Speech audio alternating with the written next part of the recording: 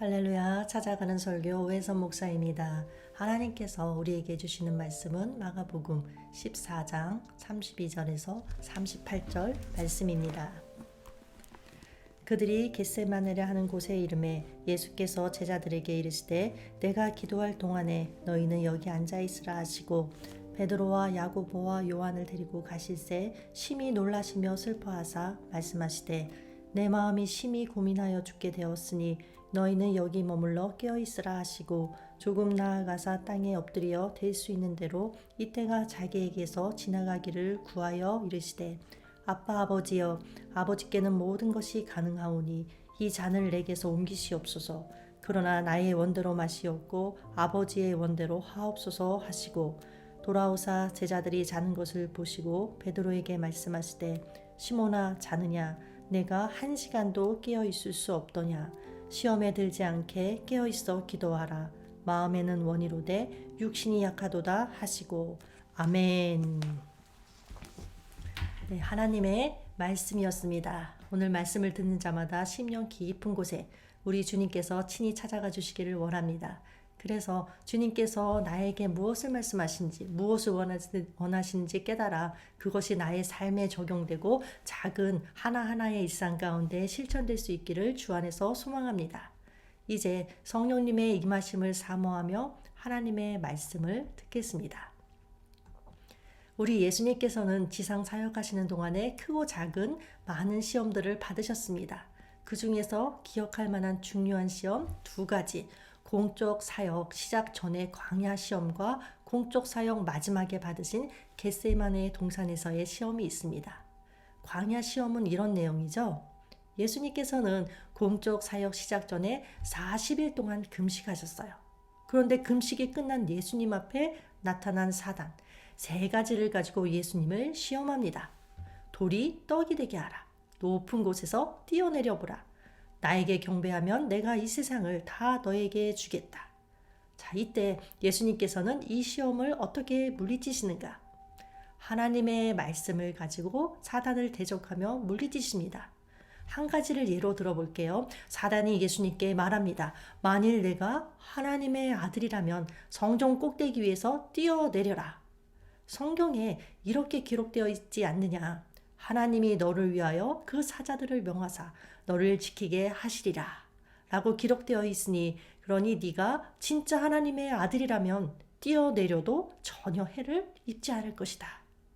사단은 이렇게 성경 말씀을 들이대면서 예수님을 충동질합니다. 그러나 이때 예수님은 자신이 하나님의 아들됨을 증명하기 위해서 사단의 말대로 성전 꼭대기에서 뛰어내리지 않으셨습니다. 대신 사단에게 주 너의 하나님을 시험하지 말라라고 성경에 기록되어 있음을 상기시켜 주셨습니다. 말씀을 들이대면서 충동질하는 사단의 그 시험에 예수님 역시 말씀으로 대적하셨습니다. 그리고 오늘 본문에는 공적 사역 마지막에 받으신 겟세마네 동산에서의 시험이 나옵니다. 이 시험은 어떻게 이기셨는가? 결론부터 이야기하면 이 시험을 예수님은 기도로 이기셨습니다. 여기에서 우리가 배우게 되는 교훈은 무엇인가? 시험을 당할 때 우리가 취해야 하는 방도는 다름 아닌 기도와 말씀이라는 것입니다. 그런데 겟세마네 동산에서의 그 시험에 대해서 왜 그것이 시험일까 하고 이상하게 여기는 분이 계실지도 모르겠습니다. 겟세마네 동산에서 주님께서 하신 그 기도의 내용을 한번 볼까요? 그러면 즉시 그 답을 발견할 수 있어요. 36절 말씀이죠. 36절 아빠 아버지여 아버지께는 모든 것이 가능하오니 이 잔을 내게서 옮기시옵소서. 십자가를 앞두고 잔을 옮겨달라는 기도, 메시아에게서 기대할 수 없는 기도입니다. 예수님은 이미 하나님의 뜻, 십자가를 지기 위해서 이 땅에 오셨다는 것을 알고 계셨죠. 그러나 십자가라는 그 큰 고통 앞에 피해가고 싶은 유혹을 느끼신 것입니다. 그래서 이 잔을 내게서 옮기시옵소서. 하나님이시면서 동시에 참 사람으로서 우리 예수님이 받으신 최대의 유혹이자 시험이라 할 수 있습니다. 당시 예수님의 마음은 내 마음이 심히 고민하여 죽게 되었다 라고 표현할 정도였습니다. 그러나 우리 예수님께서는 3번의 간절한 기도를 통해서 그 시험을 이겨내셨습니다. 그런데 예수님께서 겟세마네 동산에 기도하러 가실 때 혼자 가지 않으세요. 12명의 제자 중에서 3명, 베드로, 요한, 야고보를 데리고 가세요. 그런데 굳이 데려가시고는 함께 기도하지는 않으시고 제자들과 조금 떨어진 거리에서 따로 기도를 하세요. 왜일까요? 아마도 예수님께서는 기도를 가르치고 싶었던 것 같습니다. 조금 떨어져서 기도의 방해를 받지 않으면서도 기도하는 예수님의 모습을 보고 제자들이 본받기를 바랐던 것 같습니다. 그런데 우리 예수님께서 기도하실 때 제자들은 기도하기는커녕 잠들어 버렸습니다. 37절과 38절 말씀이죠. 예수님이 돌아오사 제자들이 자는 것을 보시고 베드로에게 말씀하시되 시몬아 자느냐 내가 1시간도 깨어 있을 수 없더냐. 기도하고 돌아오신 예수님께서는 자고 있는 베드로에게 말씀하셨어요. 네가 1시간도 깨어 있을 수 없더냐. 이 말씀으로 보아서 우리 예수님이 대략 1시간 정도 기도하셨음을 알 수 있습니다. 그리고 이어 말씀하시기를 시험에 들지 않게 깨어있어 기도하라. 이 말씀으로부터 추측해 볼 수 있는 것. 하루에 1시간 정도는 무릎 꿇고 기도해야 시험에 들지 않는다는 것입니다. 여기에서 우리가 흔히 가질 수 있는 의문 중에 하나는 기도를 꼭 그렇게 1시간씩이나 이 바쁜 시대에 1시간씩이나 오래 해야 하나. 우리 예수님께서 가르쳐 주신 주기도문도 간략한데 내가 말 안 해도 우리 주님 이미 다 알고 계시는데 라는 생각이 들지 않으시나요? 어떠신가요? 우리 주님께서 가르쳐 주신 주기도문 사실 1분도 안 걸려서 할 수 있어요. 그러니 그런 생각이 들 법도 하죠. 그러나 성경을 전체적인 문맥 속에서 이해하면 그런 말이 나오지 않습니다. 우리 예수님이 가르쳐 주신 주기도문 마태복음과 누가복음에 나오는데 그 배경이 각각 다릅니다. 누가복음을 먼저 보면 1장 1절에 예수께서 한 곳에서 기도하시고 마치심에 이 말씀이 나와요. 예수님께서는 이렇게 혼자만의 기도 시간을 가지신 후에 주기도문을 가르쳐 주셨던 것입니다. 아무 준비 없이 대뜸 주기도문을 가르쳐 주신 것이 아니라는 거죠. 누가복음에는 우리 예수님께서 기도하시는 장면이 특히나 많이 나오는데 예를 들면 한적한 곳에서 기도하셨다. 산에서 기도하셨다. 밤이 새도록 기도하셨다. 습관을 쫓아 기도하셨다. 습관을 쫓아 기도한다는 것은 기도 생활이 내 몸에 배어서 늘 항상 기도하는 것을 의미합니다. 그런 예수님의 기도 모습을 떠올리면 간략한 주기도문을 가르쳐 주셨다고 해서 핵심의 내용만 있으면 짧게 기도해도 된다라는 뜻은 아닐 거라는 추측이 됩니다. 그렇다면 마태복음에서는 어떤 배경하에 주기도문을 가르쳐 주셨는가? 당시의 종교 지도자들 열심히 기도했습니다. 그러나 하나님께서는 그 기도를 인정해 주지 않으셨어요. 왜냐하면 많은 시간 들여서 열심히 기도했지만 그들은 사람에게 보이려고 회당과 큰 거리 어귀에 서서 기도했기 때문에 그렇습니다. 그런 그들에게 예수님께서는 말씀하세요. 너는 기도할 때에 네 골방에 들어가 문을 닫고 은밀한 중에 계신 내 아버지께 기도하라. 또 이방인과 같이 중언부언하지 말라. 골방에 들어가 문을 닫고 기도하라. 진짜 골방에 들어가서 기도하라는 그런 의미보다는 하나님께 드리는 기도를 사람에게 보이기 위해서 하지 말라는 것입니다. 또 오래 기도하는 모습을 다른 사람들에게 보이고 싶어서 간절함도 없으면서 형식적으로 중언부언하며 기도하지 말라고 하세요. 예수님께서는 외식하는 기도 또 중언부언하는 기도를 교정해 주기 위해서 주기도문을 가르쳐 주셨던 것입니다. 그러니까 주기도문은 가장 간략하면서도 모든 기도의 내용이 들어있는 기도의 표준이라고 할 수 있습니다. 그래서 예수님께서 주기도문을 가르쳐 주신 배경을 각각 살펴보고 결론을 내리면 이렇습니다. 기도의 시간이 뭐 중요하냐? 양이 아니라 질이 중요하지. 맞습니다. 단 한마디의 기도라 할지라도 간절함이 묻어있는 질이 중요합니다. 그런데 우리가 기억해야 할 것, 중요한 것은 질은 양에서 나온다는 것입니다. 양 없이 절대 질이 나오지 않습니다. 성경에 나타난 하나님의 분명한 뜻 가운데 하나가 기도의 삶을 사는 것이죠. 쉬지 말고 기도하라. 이는 그리스도 예수 안에서 너희를 향하신 하나님의 뜻이니라. 자, 여러분들 쉬지 않고 기도하는 것 가능할까요? 좀 어렵다, 불가능하다 라는 생각이 드시진 않나요? 만약 그렇다면 우리 하나님 아버지는 우리에게 어려운 것을, 불가능한 것을 시키는 그런 가혹한 분이실까요? 그럴 리는 없습니다. 우리 하나님 아버지는 우리의 연약함을 잘 아시는 분이세요. 그래서 우리가 우리의 힘으로 쉬지 않고 기도함이 불가능하다는 것을 잘 알고 계세요. 그래서 말씀하시죠. 항상 성령 안에서 기도하고 이를 위하여 깨어 구하기를 항상 힘쓰라.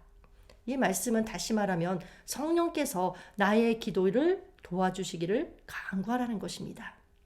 성령님의 도우심을 간구하면 로마서 8장 26절에 나오는 말씀처럼 성령도 우리의 연약함을 도우시나니 성령께서 우리의 기도를 도와주신다는 것입니다. 그래서 내 마음으로부터 기도가 샘솟듯이 흘러나옴을 체험하게 됩니다. 조금 기도했는데 더 이상 기도할 게 없어서 고민할 필요가 없다는 것이죠. 이뿐 아니라 한 걸음 더 나아가서 성령께서는 친히 우리를 위해 하나님께 기도해 주신다고 합니다. 그러니까 쉬지 않고 기도하는 것이 가능해지는 거죠. 로마서 8장 26절 말씀입니다. 우리는 마땅히 기도할 바를 알지 못하나 오직 성령이 말할 수 없는 탄식으로 우리를 위하여 친히 간구하시느니라. 자, 우리는 연약해서 마땅히 기도할 바를 알지 못한다고 합니다. 그러니까 우리가 무엇을 어떻게 기도해야 할지 모른다는 거죠. 왜냐하면 그 이유는 우리는 미래를 내다볼 수 없기 때문에 그렇습니다. 또한 주어진 어떤 상황에서 가장 유리한 것이 무엇인지도 판단하지 못합니다. 그래서 우리는 해롭게 될 일을 구하기도 하고 때로는 하나님은 나에게 떡을 주시려고 하는데 뱀을 달라고 기도할 때가 있습니다. 이런 연약한 우리를 위해서 성령께서는 말로 표현할 수 없는 탄식으로, 즉 애통함으로 우리의 기도를 대신해 주신다는 것입니다. 그래서 쉬지 않고 기도하는 것이 가능해지는 것입니다. 물론 성령께서 언제나 탄식으로, 즉 애통함으로 간구해 주시는 것은 아니겠죠. 평소에 성령님과 교제하는 자를 도우시고 그를 위해 간구해 주십니다. 그런데 이러한 일은 내 외부에서 일어나는 일이 아니라 내 안의 마음을 통해서 일어나는 일이죠. 그렇기 때문에 성령께서 그러한 일을 하실 때 나는 심령의 예민한 감각으로 성령의 탄식과 간구에 동참해서 하나님께 나아가야 합니다. 이것이 바로 성령님의 음성을 듣는 기도, 성령 안에서 하는 기도입니다. 물론 우리가 성령님의 도움 없이도 기도할 수는 있습니다. 그러나 그것은 세상의 수많은 유혹과 시험을 이기는 능력 있는 기도는 되지 못합니다. 세상과 구분된 거룩한 삶을 살 수 없다는 거죠. 따라서 능력 있는 기도가 되려면 성령의 도우심은 필수적입니다. 예수님조차도 십자가라는 시험 앞에 성령님의 도우심으로 그 시험을 이겨내셨습니다. 그리고 모든 시험을 이겨내신 예수님께서 마지막에 하신 말씀 뭘까요?